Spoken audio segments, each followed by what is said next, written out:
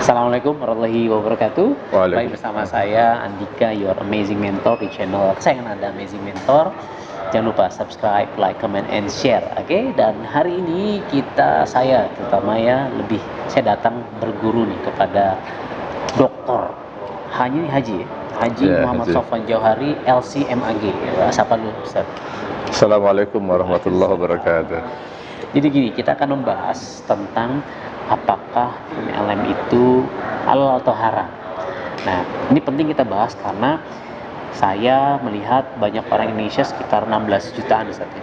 Mungkin 16 sampai 20 juta bahkan itu 16 sampai 20 juta bahkan itu mereka tergabung di bisnis network marketing, dan mungkin sebagian besar muslim karena Indonesia muslim, dan penting harus tahu MLM itu halal atau haram, jangan sampai duit haram ternyata kan gitu.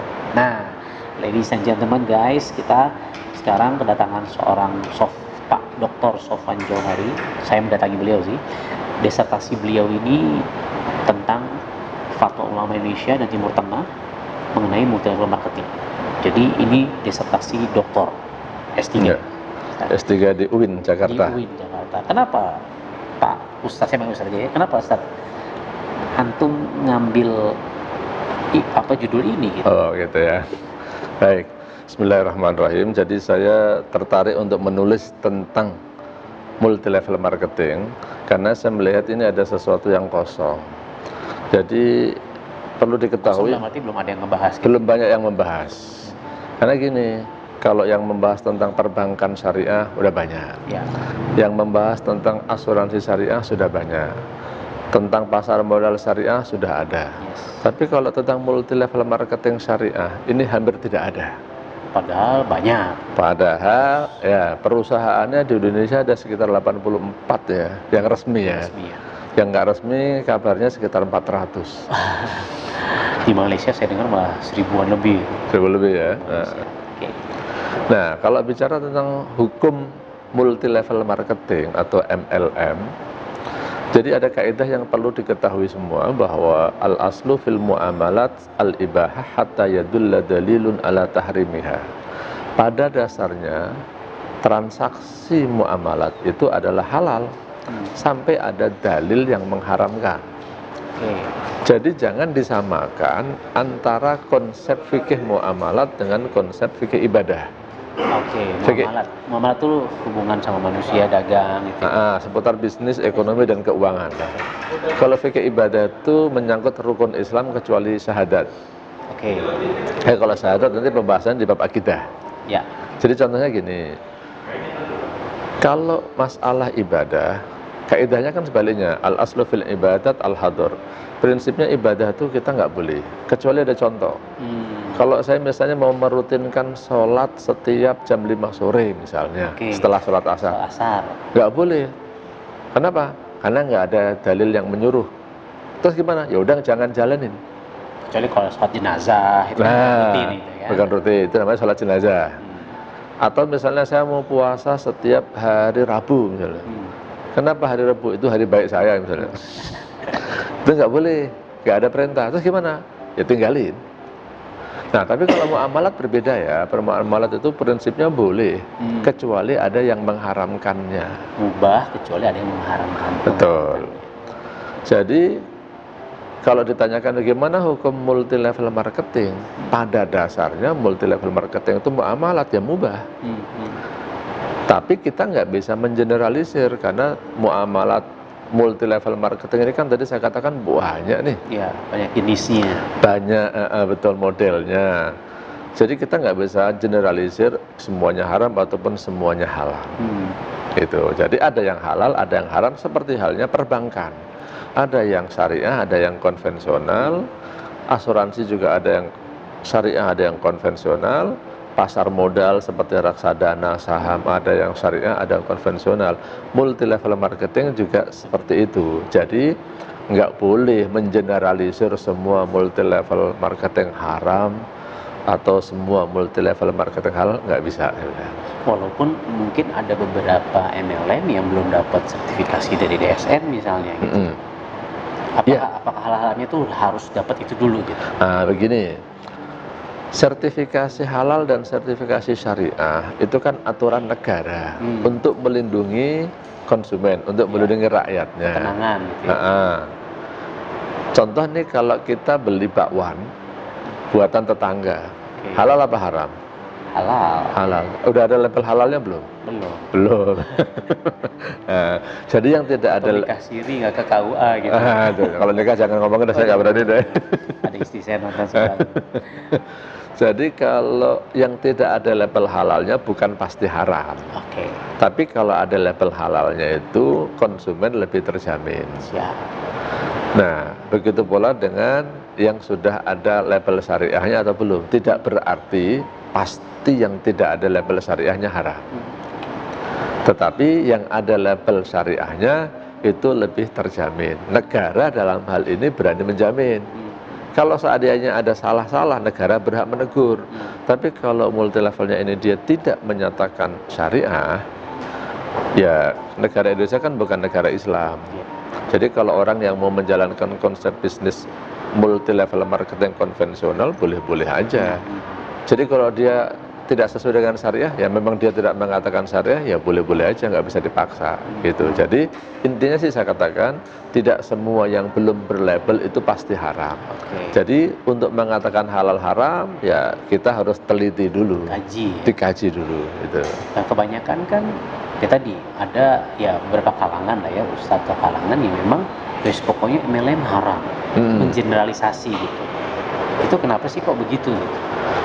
Mudah-mudahan sih ya, mudah-mudahan ini ketidaksengajaan ustadz itu, atau mudah-mudahan karena apa, saya mau ngomong bukan niat menjelekkan ustadz itu ya. Kan banyak, nggak satu ustadz, maksudnya ya pokoknya karena kalau yang saya tangkap sih baca ya di Saudi begini gitu. Nah, gitu. Gini, ustadz itu kan sebenarnya juga ada keahliannya, ada bidangnya. Masyarakat ini suka maunya palu gada. Yang namanya ustadz tuh maunya suruh bicara apa aja bisa. Saya lihat kesalahan masyarakat gini, ustadz ini misalnya spesialisasinya, keahliannya, kuliahnya bukan bidang bisnis, ditanyain tentang bisnis. Ini mestinya ya janganlah. Kayak saya kalau disuruh ceramah yang bukan bidang saya, suruh ngajar, saya nggak mau. Saya kalau mau ngajar tuh, kalau di kampus ya maunya ngajar, ya ngajar seputar fikih aja. Karena keahlian saya fikih. Nah, saya lihat banyak ini ustadz yang bidang keahliannya bukan masalah fikih. Dia kalau ceramah, dakwah boleh lah. Tapi kalau udah bicara hukum, harusnya ya menyadarilah, koreksi saya ini ahli nggak dalam bidang ini. Kalau nggak, ya jangan. Sebab ada yang punya bahasa lain. Dulu ada mantan rektor UIN itu menyebutnya ini pelacuran intelektual. Gimana tuh Ustaz? Benar, bahas pelacuran. Pelacuran intelektual itu orang yang ngomong bukan pada bidangnya, sehingga ya salah. Mungkin kalau Pak Andika ini kan dokter ya. Nah, bukan bidang saya juga itu. Oh gitu ya. jangan sampai terjadi malpraktek. Itu jadi praktek-praktek yang nggak resmi itu mungkin itu. Ya. Itulah kira-kira. Jadi serahkanlah sebuah urusan ke ahlinya. Betul. Karena kalau enggak ya tinggal tunggu aja kesalahan-kesalahan. Betul. Kalau bahasa hadisnya kan idza wusidal amru ila ghairi ahlihi fantadiris sa'a. Kalau sesuatu diserahkan bukan pada bidangnya, ya tunggu kehancuran kiamat. Nah, saya juga melalui rekaman ini saya berharap para ustadz yang tidak ngerti tentang bisnis syariah, ya janganlah ngomong tentang bisnis syariah, ngomong tentang lain aja sesuai keahliannya, supaya tidak membingungkan masyarakat. Tetapi saya berharap, saya doakan mudah-mudahan kesalahan ustadz berbicara, ya namanya manusia memang tidak ada yang sempurna, mungkin salah berpendapat, ya mudah-mudahan itu diampuni oleh Allah lah. Tapi untuk berikutnya sih saya mengsarankan jangan berbicara yang tidak kita ketahui. Gitu. Nah, jadi sedikit tadi kan Ustadz bilang bahwa ya muamalah itu adalah mubah, boleh. Ketika ternyata ada yang memfatwakan halal atau haram, istilah katanya kita harus cari kenapa ini jadi haram, kenapa jadi halal, sehingga kontekstualnya di Indonesia seperti apa. Nah, kenapa akhirnya ada MLM yang halal atau yang haram, itu poin-poin itu seperti apa? Nah, ini tadi bicara tentang disertasi saya, ini kan judulnya tentang fatwa ya. Masyarakat harus tahu bahwa fatwa itu adalah jawaban atas suatu pertanyaan. Jawaban atas sebuah pertanyaan. Yang mana pertanyaan itu didasarkan pada kasus yang terjadi. Ya. Sehingga fatwa yang di Saudi itu kan berdasarkan kasus yang terjadi di Saudi. Oke. Fatwa yang di Indonesia itu ya terjadi kasus di Indonesia. Betul. Fatwa itu bukan sama dengan syariat Islam itu sendiri. Oke. Kalau syariat itu kan ajaran-ajaran dari Islam, di Quran dan hadis. Tapi kalau fatwa itu jawaban atas pertanyaan. Jawaban pertanyaan. Okay. Nah, jadi jawaban pertanyaan-pertanyaan di Saudi tentang multi level marketing itu didasarkan pada kasus multi level yang ada di Saudi. Kalau yang di Indonesia, ya di Indonesia. Nah, persepsi orang tentang multi level marketing di Saudi dengan di Indonesia juga tidak sama ternyata. Nah, contoh kasusnya memang ulama-ulama Timur Tengah banyak yang mengharamkan. Tapi jelas di dalam fatwa itu disebutkan kasusnya. PT-nya misalnya disebutkan ada bisnis, ada hibatul jaziroh misalnya. Nah, perusahaan-perusahaan ini kalau di Indonesia, menurut aturan Indonesia, ini tidak dikategorikan sebagai multi level marketing loh. Money game. Nah, tapi ulama di sana memang menganggap money game, skema piramida, dan multi level marketing itu masih dianggap sesuatu hal yang sama. Karena belum ada aturan yang membedakan. Oke. Sehingga fatwa yang di sana benar nggak salah untuk kasus multi level marketing yang di sana. Nah, di Indonesia kita sudah ada fatwa yang diterbitkan oleh Dewan Syariah Nasional, fatwa nomor 75, yang disebut PLBS, penjualan langsung berjenjang syariah. PLBS, penjualan langsung berjenjang syariah. Ya. Dan istilahnya kan lembaga tertinggi yang kita kan taat ulil amri, soal fatwa kan DSN MUI artinya kan. Betul. Lembaga fatwa yang diakui oleh negara itu kan dari MUI. Ya. Nah, MUI itu punya dua lembaga fatwa, satu Komisi Fatwa, satu Dewan Syariah Nasional. Untuk fatwa-fatwa yang terkait masalah bisnis dan keuangan, sejak dibentuknya DSN atau Dewan Syariah Nasional, maka semuanya diterbitkan oleh DSN. Nah, Komisi Fatwa nanti berfatwa tentang masalah-masalah lain, masalah akidah, nah itu di Komisi Fatwa. Memang Komisi Fatwa pernah memutuskan tentang bunga bank, itu sebelum dibentuknya DSN kan. Nah, tapi sekarang ini semua fatwa terkait bisnis dan keuangan itu DSN. Dan ini sesuatu yang menarik ini ya, bahwa fatwa DSN itu kebanyakan menjadi hukum positif. Artinya hukum yang diberlakukan di negara. Oke. Kenapa? Karena setelah difatwakan oleh DSN, nanti diadopsi oleh pemerintah dalam hal ini OJK atau Bursa Efek atau Bank Indonesia, dijadikanlah satu peraturan. Jadi mestinya kalau orang di Indonesia ini, walaupun banyak fatwa sana sini-sini, ya karena kita hidup di Indonesia, mestinya ta'atulil amri merujuk fatwanya kepada fatwa DSN. Yang mana DSN telah menjelaskan multi level marketing yang syariah itu ada, tapi harus mengikuti syarat dan ketentuan yang ada di dalam fatwa tersebut supaya halal. Karena nggak bisa disamakan kita di kan habis sholat asar nggak ada sholat sunnah yang rutin gitu kan. Ya sudah ya jangan lakukan kalau itu gitu. Betul. Nah, tapi kalau di Saudi atau di beberapa negara yang pelajari di Yaman, di Qatar gitu kan, dan di destinasi antum, ya kenapa mereka haram? Karena konsepnya adalah mubah awalnya, kita pelajari jangan sampai pada bisnis yang sama, jangan sampai jatuh ke haram gitu. Ya, jangan mengikuti pola multi level marketing yang di sono itu kan. Ikuti pola multi level marketing yang ditentukan syarat dan ketentuannya oleh DSN. Ini kalau kita mau di Indonesia supaya halal. Sebelum kita bahas ke poin-poin tersebut, Ustaz, kan dulu zaman Rasulullah nggak ada MLM, bid'ah ini gimana sih? Bagus. Ini saya mau keluarin sesuatu ini. Dari tadi belum keluar. Ini namanya apa ini? Fulus. Duit. Yang kata orang bil fulus mulus, mafi fulus mampus gitu. Kalau ada fulus urusannya bisa mulus, nggak ada fulus mampus. Maaf itu canda aja ya. Jadi ini uang rupiah. Iya. Zaman Rasulullah udah ada belum? Belum ada. Kalau gitu kita transaksi pakai rupiah gimana? Bid'ah dong. Bukan bid'ah udah lebih badai katanya. Nggak ada tuntunannya. Gitu. Makanya kita harus bedakan urusan fikih muamalat dengan fikih ibadah. Kalau fikih muamalat ya, jangan bilang sedikit-sedikit nggak ada di zaman Nabi, jangan ada, salah itu. Kita harus berbisnis yang inovatif dan kreatif, menciptakan bisnis-bisnis yang baru sesuai dengan tuntutan zaman. Yang penting jangan melanggar batas-batas yang ditentukan oleh syariat Islam. Dalam hal ini apa? Jangan ada unsur maisir, gharar, riba. Asalkan kita bisa membentuk bisnis-bisnis baru yang terbebas dari unsur maisir, gharar, riba. Orang menyebutnya maghrib. Maghrib.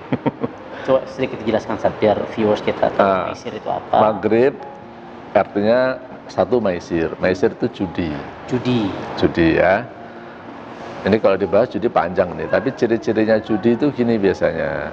Transaksinya belum jelas, hasilnya belum jelas. Kalau saya bayar, ini dapat apa nih? Tergantung nasib. Untung-untungan. Yang kedua, kalau ada yang untung maka ada yang rugi. Kalau ada yang untung ada yang rugi. Dari orang bertransaksi itu jadinya judi. Yang kedua, gharar. Gharar tuh nggak jelas atau nipu. Ya kalau nipu udah jelas nggak boleh lah.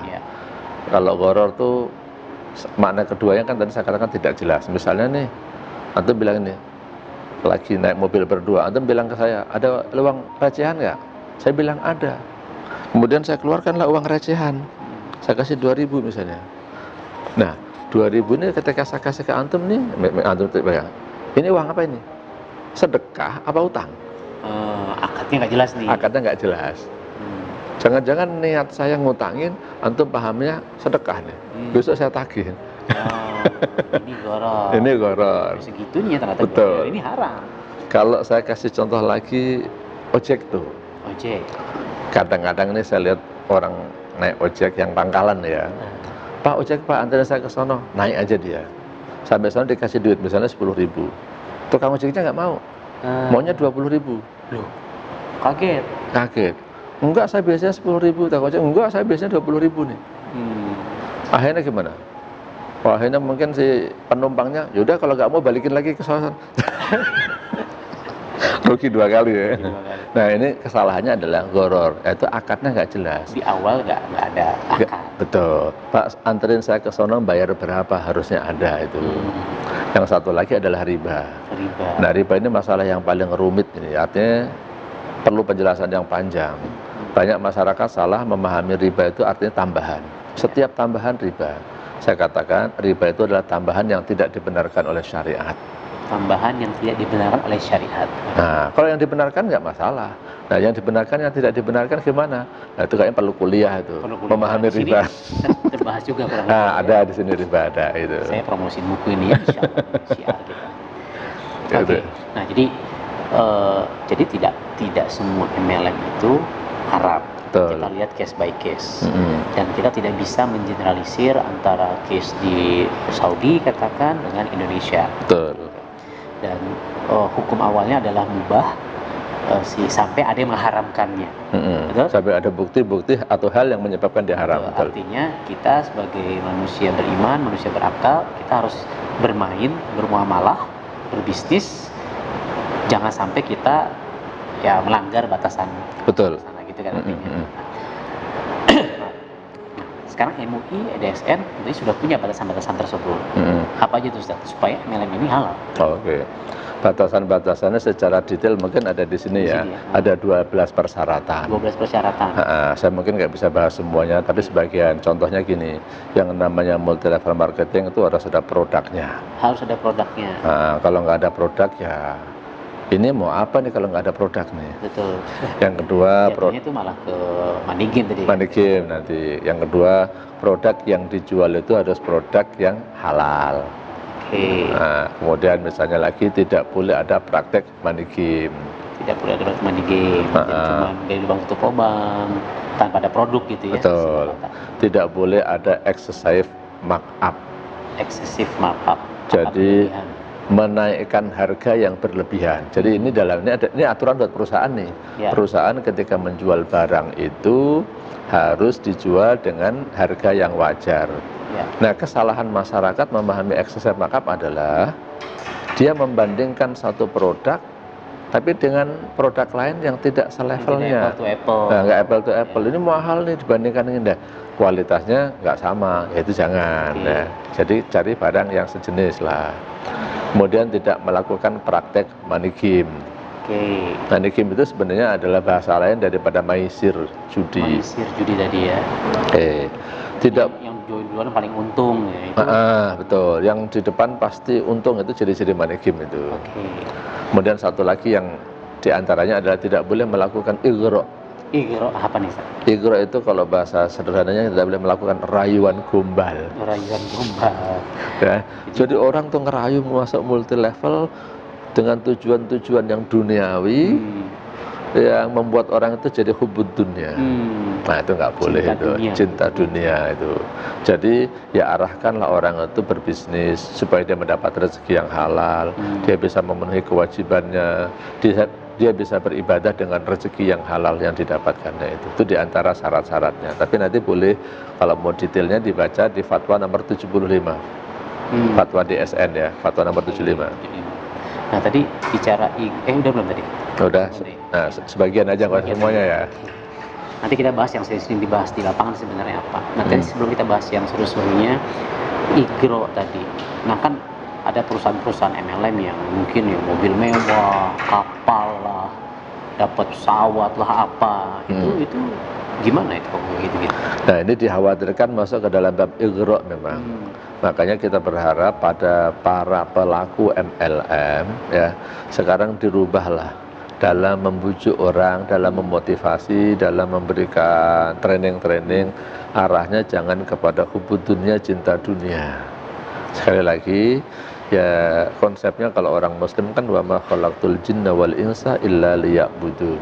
Jadi semuanya kita lakukan karena ibadah. Ibadah ini kan butuh modal, butuh duit. Sholat juga butuh duit loh. Karena apalagi kalau laki-laki sholatnya kan aslinya di masjid. Nah gimana orang-orang ini pada mau sholat di masjid? Perlu diciptakan masjidnya yang nyaman. Kalau perlu masjidnya pakai AC, bersih, imamnya juga bagus, sound systemnya enak. Alah kalau perlu di masjid kasih snack deh. Coba kalau misalnya setiap orang sholat zuhur dikasih makan siang gratis, banyak nggak itu? Banyak. Nah, cuman masalahnya apa? Dana. Nah, yang nyiapin makan ada nggak itu? Kita sebagai saudagar yang mendonasikan itu. Nah, ya mungkin tidak harus bentuk makan lah, minimal masjid itu nyaman. Misalnya nih di masjid itu ada minuman lah. Di masjid itu ada dispenser, ada kopi, teh. Orang kalau memang haus ya biar minum masjid gratis. Itu saya kira udah bagus tuh.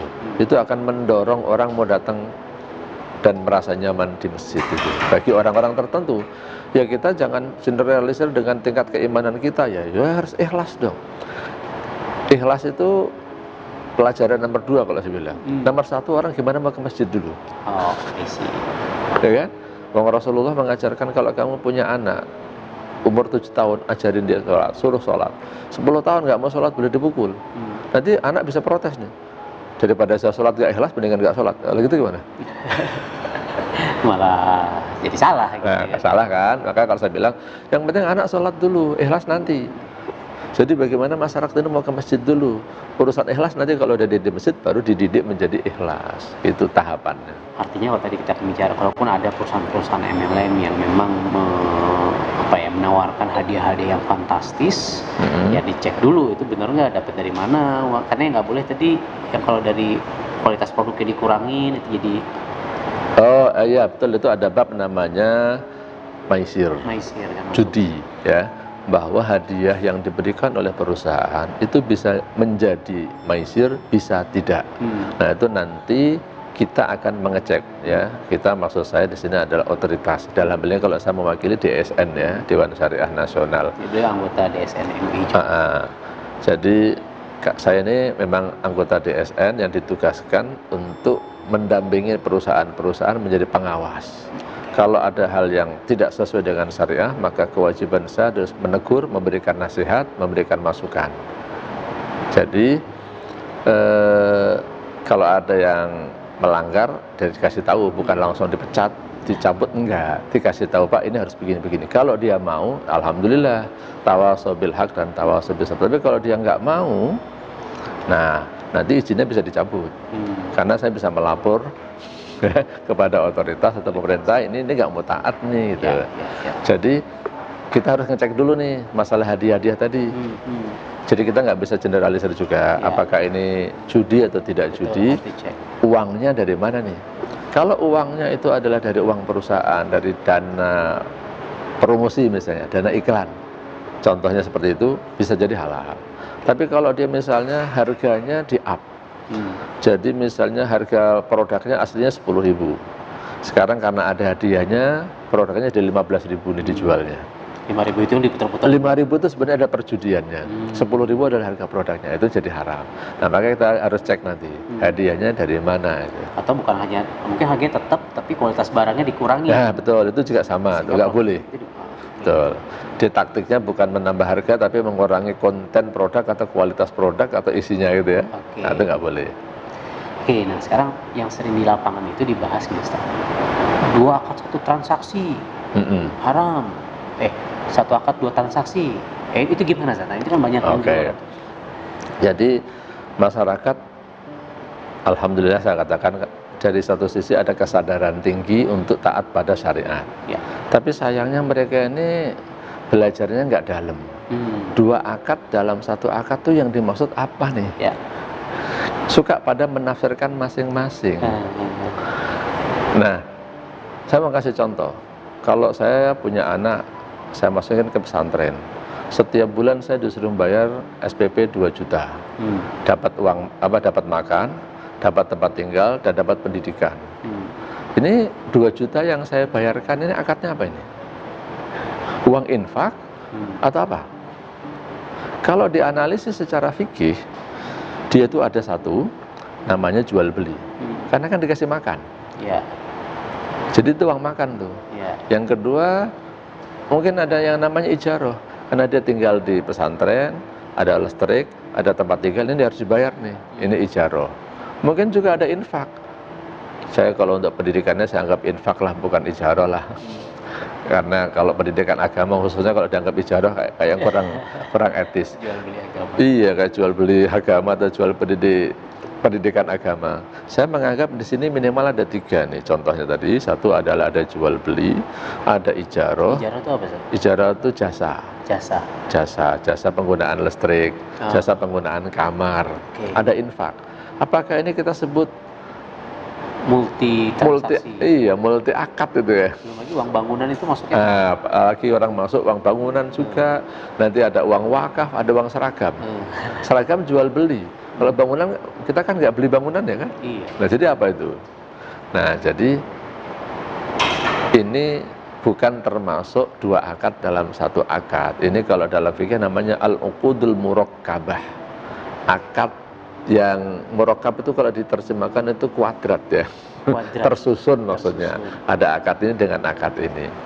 Jadi yang saya tekankan di sini adalah pemahaman orang tentang 2 akad dalam 1 akad. Nah, kalau saya baca di kitab-kitab hadis, salah satu penafsiran 2 akad dalam 1 akad yang kuat itu adalah maknanya bai'ul inah.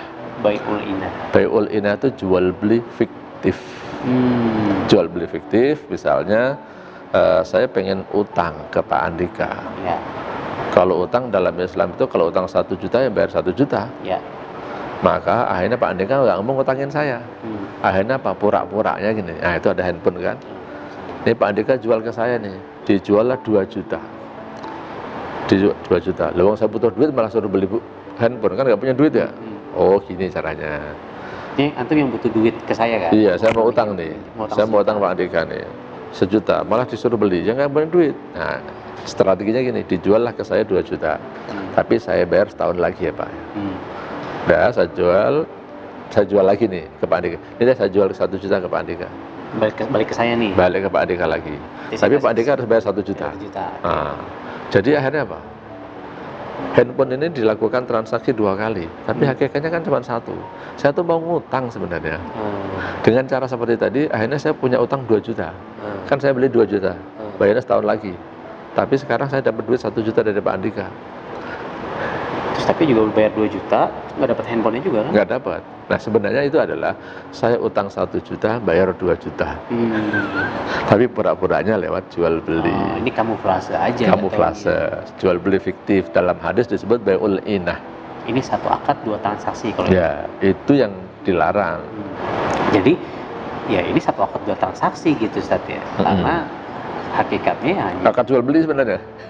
Iya. Hakikatnya akad utang piutang sebenarnya. Utang piutang. Tapi nggak dapat handphonenya, tapi antum bayar 2 juta ke saya gitu. Iya. Nah kesalahan orang tadi saya tekankan lagi.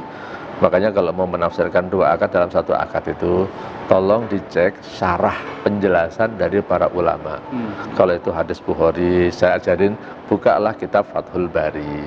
Kalau itu hadis Sahih Muslim, buka syarah Sahih Muslim yang dijelaskan oleh Imam Nawawi. Contohnya gitu, jangan hanya baca hadis, baca terjemahannya, langsung tafsirin sendiri, nyalahin. Kalau nggak ngerti, ya tanya ke ustadznya. Ustadznya kalau baca hadis, tolong para ustadz itu jangan suka menafsirkan sendiri. Kadang-kadang mereka bahasa Arab juga nggak ngerti, gitu kan.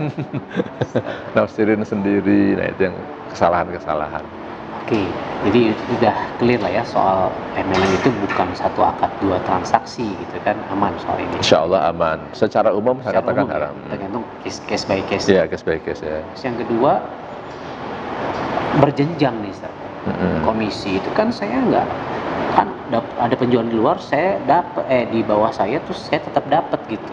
Ya. Itu gimana dapat? Ya, ini satu hal yang dikenal dengan istilah passive income. Di dalam Fatwa 75 yang diterbitkan oleh DSN itu memang salah satu syarat yang ditentukan untuk PLBS, penjualan langsung berjenjang syariah, nama lain dari MLM syariah, itu tidak boleh ada passive income. Tapi saya menjelaskan, kalau ini boleh dikatakan kritik terhadap DSN, sebenarnya gini, di situ nggak ada penjelasan passive income itu kayak gimana. Nah, tapi saya jelaskan, passive income itu multitafsir ya. Yang disebut pasif itu yang gimana nih? Oke. Itu kan bisa ditafsirkan masing-masing nih. Kalau saya cuma memantau dari satu sistem saya, ini pasif atau enggak ini? Saya cuma ngasih ceramah doang, kemudian dapat duit, itu termasuk pasif enggak? Maksud saya bukan ceramah agama ya. Jadi ketika seseorang itu sudah pandai berbisnis, dia kadang-kadang ceramah sekali doang, memberikan motivasi bisnis, kiat-kiat dalam berbisnis, cuma ada sekali doang dapat 100 juta. Saya yang jadi dosen, wah yang untuk 100 juta itu ngumpulin berapa? Itu ada yang menganggap sebagai passive income. Jadi memang passive income nggak boleh, tapi sebenarnya passive income tidak diperbolehkan itu satu dzari'ah, tindakan preventif. Sebenarnya kalau saya pribadi mengatakan passive income tidak semuanya haram loh. Ya, contoh apartemen nih. Nah ini apartemen nih.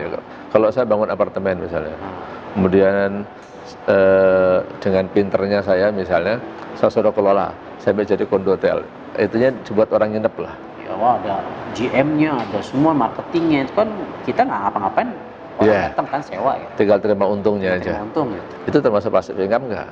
Ya, kalau dalam bahasa saya iya gitu ya. Nah, bahkan ada nih, mohon maaf nih kalau misalnya ada ya yang punya sekolahan, yang punya sekolahan, kadang-kadang kepala sekolahnya udah nggak pernah datang, tapi dia masih dapat gaji, masih dapat keuntungan. Passive income nggak itu?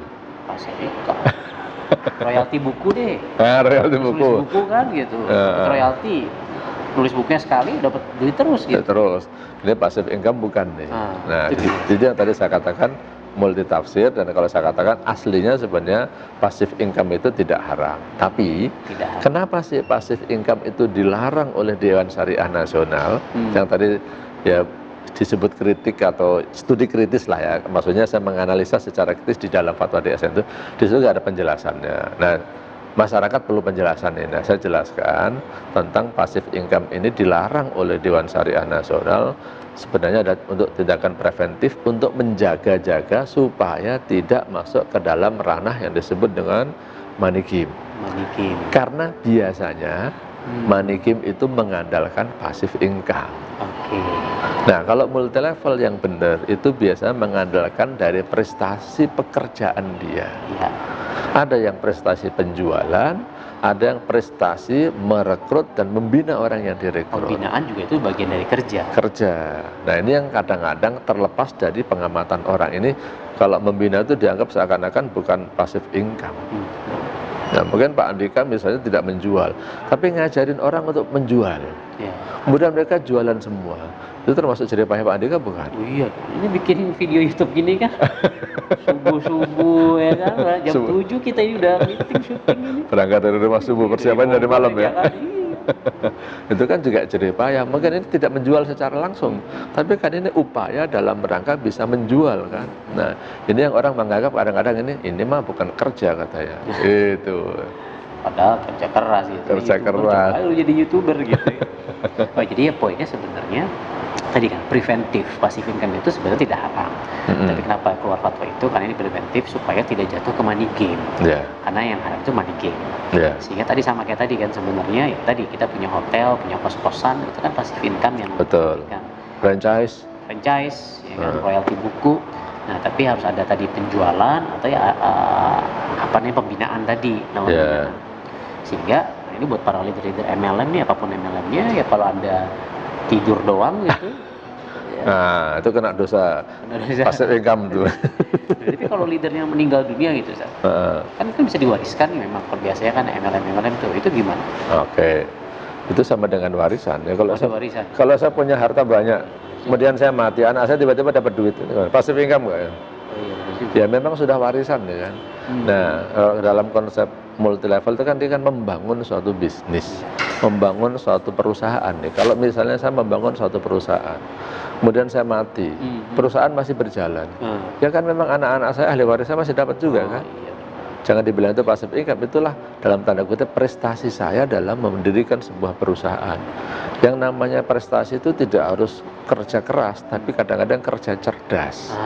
Cakep. Iya. Dan karena banyak orang yang tidak melihat proses kita membangun apartemen ini, tapi udah jadi, wah enak banget loh, ongkang-ongkang kaki dapat duit gitu. Nah kan, iya, kadang-kadang orang gitu, lihat sudah jadinya, nggak lihat prosesnya kan. Iya, oke. Jadi coba saya simpulkan ya Ustaz. Jadi sebenarnya ya MLM itu bisa halal bisa haram. Betul. Tergantung ya kan. Tapi karena kita hidup di Indonesia, kita lihat case by case, jangan mengeneralisasi. Karena hukum awalnya mubah tadi Ustaz. Betul. Mubah. Sampai ada yang mengharamkan atau yang memang berbahaya, kita jangan sampai ke sana, cari cara main yang aman seperti apa. Betul. Detailnya di sini 12 poin dari MUI ya, fatwa nomor 75 ya. 75. Terus tadi sudah clear bahwa biasanya yang di luaran sana itu yang paling banyak sih satu akad 2 transaksi itu aman, artinya sebenarnya tidak termasuk ke dalam definisi itu. Terus tadi multi layer juga sebenarnya berjenjang ya. Kalau yang saya tangkap itu aman karena kan itu terserah perusahaan kan sebenarnya. Iya, jerih payah itu sistem kan sebenarnya kan. Sistem. You jual produk, ya terserah saya mau bagi komisinya ke perusahaan gitu ya. Betul. Kalau namanya ujroh, upah ataupun jual, ujroh dengan jual itu sama-sama upah ya. Tapi kalau ujroh itu adalah ujroh yang didasarkan pada orientasi pekerjaan atau prosesnya. Tapi kalau jual itu ujroh yang didasarkan atas orientasi hasil. Jadi kalau contohnya begini deh, kayak karyawan tetap. Karyawan tetap itu ujroh itu. Pokoknya kamu datang dari jam 8 sampai jam 5 sore gajinya sekian. Perusahaan rugi tetap dapat gaji kan. Tapi ada konsultan atau freelance yang datang nggak apa-apa. Yang penting nanti kalau ada perlu kamu datang ke sini. Kalau saya tanya jawab. Kalau nggak ada pertanyaan, nggak ada konsultasinya ya. Kadang-kadang dia nggak kerja, gaji tetap kan. Kadang-kadang ada yang kalau ada konsultasi dibayar, kalau nggak ada nggak dibayar. Nah itu kan sebenarnya tergantung pada kebutuhan orang masing-masing, mau pakai ijarah atau mau pakai jual. Kalau jual itu sih kalau zaman dulu di kitab-kitab fikih, contohnya gini nih, saya punya sapi hilang. Siapa yang bisa menemukan sapi saya, nanti akan saya kasih hadiah misalnya 5 juta. Sayembara, betul. Ada orang yang dia capek-capek nyari sapi itu di mana? Keluar duit tuh, keluar duit. Sewa mobil, ya kan? Sewa detektif misalnya. Mungkin udah 3 hari sampai 7 hari nggak ketemu sapinya, ya nggak dapat. Tapi ada orang misalnya bangun tidur, tahu-tahu sapinya nongkrong di depan rumah dia, dipegang lah, kasihkan ke yang punya, dapat tuh 5 juta. Padahal usahanya nggak sebesar yang tadi sampai sewa mobil dan seterusnya. Nah, orang pertama nggak dapat apa-apa, udah kerja kan? Udah. Yang kedua kerjanya dikit tapi dapatnya banyak. Nah ini namanya jual nih, akadnya namanya jualah. Nah ini yang orang suka nggak tahu tentang jualah. Makanya nanti saya sarankan buat para pelaku multi level belajar tuh tentang jualah. Bisa jualah, bisa jialah ya. Jadi artinya dalam kitab fikih kadang-kadang disebut dengan jualah atau jialah. Itu di fikih. Oke, jadi ya intinya aman. Insya Allah aman. Ya. Karena yang saya pahami juga, karena kan saya ini sudah konsul lah ke banyak ustadz gitu ya. Salah satu kenapa saya akhirnya bikin video sama ustadz, maksudnya saya konsul banyak dengan ahli ekonomi syariah. Yang saya senang adalah ustadz memang secara ilmiah meneliti sehingga bisa dipertanggungjawabkan juga secara ilmiah kan. Insya Allah begitu. Bukan hanya ikut-ikutan. Oh kata ustadz ini haram, ini halal gitu. Karena untuk jadi disertasi dokter untuk dikatakan lulus tuh ujiannya 7 kali itu. Waduh, kebayang saya skripsi aja pusing gitu. 7 kali ujian itu di hadapan 6 profesor. Ujian terakhir tuh 7 ya. 7 penguji itu. Artinya bukan ngecap, bukan faktor subjektivitas saya, tapi ini saya berdasarkan penelitian, melihat pada fakta, melihat kepada dalil, kemudian saya paparkan. Yang kesimpulannya, yang nggak boleh digeneralisir bahwa multi level itu halal atau haram. Masyarakat perlu tahu nih, sekarang ini kan ada bank syariah, ada bank konvensional, ada asuransi syariah, ada asuransi konvensional. Perlu tahu juga nih, ada multi level marketing syariah, ada multi level marketing yang konvensional. Artinya ada yang syariah, ada yang non syariah. Janganlah menyamakan antara yang syariah dengan yang non syariah. Gitu. Alhamdulillah, ini saya buka pas halaman tentang jualah gitu, ijarah jualah. Oh pas ya. Dan menarik, ini setiap halaman itu udah ada diambil dari mana ya, disertasi ya. Ada catatan kakinya harus. Semua lengkap, jadi highly recommended books. Nanti lihat di deskripsi ya belinya di mana gitu saja. Lumayan ya. Nah, kita siarkan dakwah ini. Oke, nah jadi ya intinya aman sih sebenarnya. Insya Allah aman multi levelnya. Kesimpulan Ustaz mungkin buat teman-teman yang lain. Kesimpulan yang pertama, jangan suka mengeneralisir perkara. Jangan suka mengeneralisir hukum. Lihat kasus per kasus. Yang kedua, kalau masalah fatwa, jangan suka mengimpor fatwa mentah-mentah. Karena fatwa itu harus dilihat daripada case-nya. Fatwa yang di Saudi, insya Allah benar di Saudi, tapi belum selamanya itu benar untuk di Indonesia. Memang kebetulan yang dipelajari di sana ya money game gitu kan, ya, kasusnya yang ada money kasusnya game. Money game. Makanya kalau dalam madhab Syafi'i ada qaul qadim, qaul jadid, pendapat lama dan pendapat baru. Jadi pendapat lama itu yang difatwakan di mana, pendapat baru yang difatwakan di mana. Jadi jangan disamakan. Karena kasusnya berbeda. Intinya di sisi kasus yang berbeda. Jadi penekanan saya, tolong para ustadz untuk mengimpor fatwa, ya, jangan mentah-mentah. Untuk menjadi referensi, fatwa itu menjadi referensi, itu satu hal yang sangat positif. Tapi kasusnya harus dilihat. Kasus yang di sana dengan kasus ini sama atau tidak itu.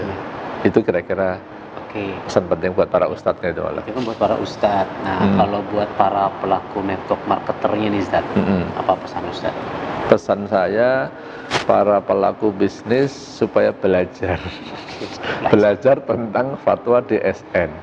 Supaya saya lampirkan ya di belakangnya, coba pelajari 12 itu ya. Betul, 12 persyaratan. Setelah ini nanti ada tulisannya. Fatwa 75. Nah, khusus untuk MLM yang bergerak di dalam bidang umroh atau jasa, nanti ada fatwa tambahan, fatwa nomor 83. Fatwa 83 itu tambahan. Tetapi saat ini DSN melakukan moratorium. Jadi tidak mensertifikasi MLM di bidang jasa umroh. Tidak mensertifikasi MLM di bidang jasa umroh. Nah, jadi kalau ada orang mengklaim hari ini, ya, ini bulan Juli 2019, kalau ada yang mengatakan saya punya sertifikat syariah dalam bidang MLM jasa umroh, maka Dipastikan. 99,9% itu tidak asli. Itu tidak asli. Yang dapat sertifikat syariahnya mungkin umrohnya, bukan multi level marketingnya. Produknya, bukan. Ya, karena sudah di moratorium. Karena banyaknya kasus-kasus LM umroh yang awalnya sesuai dengan syariah, tapi dalam perjalanannya dia tidak mengikuti syarat-syarat dan ketentuan itu. Karena banyak kasus, ya adalah di moratorium aja. Susah kira-kira dinasihatin itu. Banyak banget kasusnya soal. Ya. Oke.